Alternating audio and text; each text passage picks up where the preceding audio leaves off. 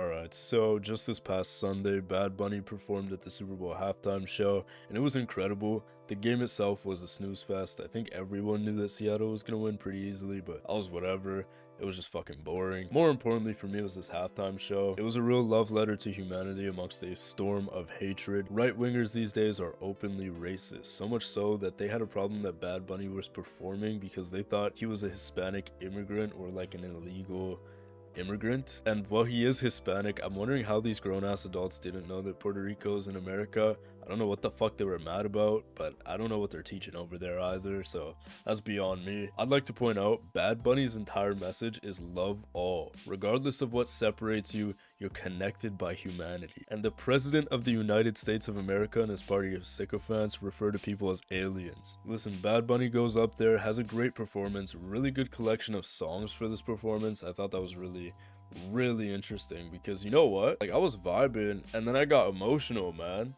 But also, I was straight geeking out when Ricky Martin pulled up, and of course Lady Gaga as well. I thought that wedding was so beautiful, and it's really crazy that they could say they got married at the Super Bowl. There's also some really subtle shit there as well that really brings it together. For example, there's a moment there where there's a kid sleeping and laying across 3 chairs, and a lot of people watching. I know you can fucking relate, bro. I did that shit till I was like in middle school. I always fell asleep at weddings, bro. It's just like a classic childhood moment, bro. Everybody's been there, you know what I mean? But the actual set design was really cool as well. He captured his love for Puerto Rico in familiar settings, you know? He encapsulated the beauty of the little things, like that little corner shop that Loki has everything you want, whose owner you know like a fucking relative. Even in the color of the house that he was on, but especially the sugarcane fields, bringing attention to the Spanish colonizers who enslaved the indigenous population. I like how as he's walking through the fields, you get to see different staples of countries that have suffered enslavement. You see the uncles playing dominoes, shaved ice being sold,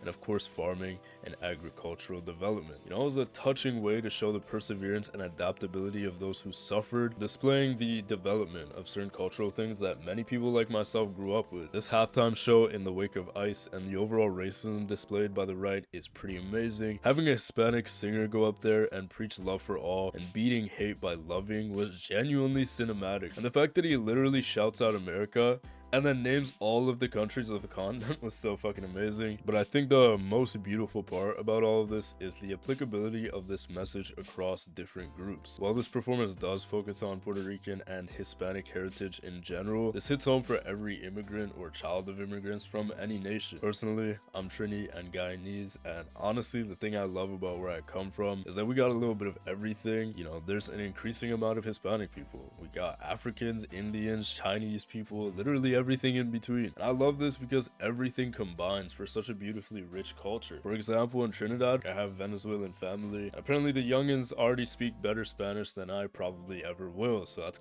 it's kind of rough. Then we also have black people of African descent in there too, and of course Indian people as well. And the thing is, we're all family. It's the same thing with Guyana too. We have everyone over there. Like there's a lot of Guyanese Chinese people there who are speaking fucking Cantonese, bro. And guess what? The Chinese population of both these places will give you the best chow mein you'll ever have. And I understand that I'm speaking a lot about myself, where I come from, but this is just how much that halftime performance meant to me. To a lot of ignorant people in the States, they start writing things off immediately, to the point where the Trump supporters had some dog shit concert. Well done, Stewie. That could have gone really wrong, like that Kid Rock concert. Oh my god! Help! He's having a heart attack! Is anyone here a doctor? No fucking way someone's a doctor here. But if you watch the Super Bowl like a normal person, you get to see a man with brown skin go up there in front of over 100 million people and show the beautiful perseverance of South American and Caribbean nations, how as a people we came together and maintained a wonderful culture despite the colonization and slavery we all face. It's beautiful to see on a big stage that we're all interwoven by struggle and resistance. You know, we find beauty and love in the little things. And although this is how I personally relate to it myself, I don't see any reason why every single person in that stadium shouldn't relate to it in some capacity. You know, at the end of the day, Bad Bunny is representing an amazing message: to love people simply because they're human. It's just a shame that in 2026 it seems like we're being asked to justify that. Ultimately, I think that This is one of the greatest halftime performances I've ever seen in my life, and I watched a lot of them, bro. YouTube is free. But now more than ever, I think it's incredibly important to make sure that you're able to look at things and attach deeper meanings to them. I think it's important to try and improve media literacy however you can. I understand that it's not natural for some people to understand things immediately, and that's okay. That's literally me, bro. But read books, consume media with actual depth, put the reels and the TikToks down for a little bit, and open your eyes around you. When you move past the desensitization that comes with social media and you actually become more aware of the hate in the world right now, you'll better understand how dire the situation in the United States of America truly is. I really love this halftime performance, and I think Bad Bunny is cool as fuck. And yeah, that's pretty much it.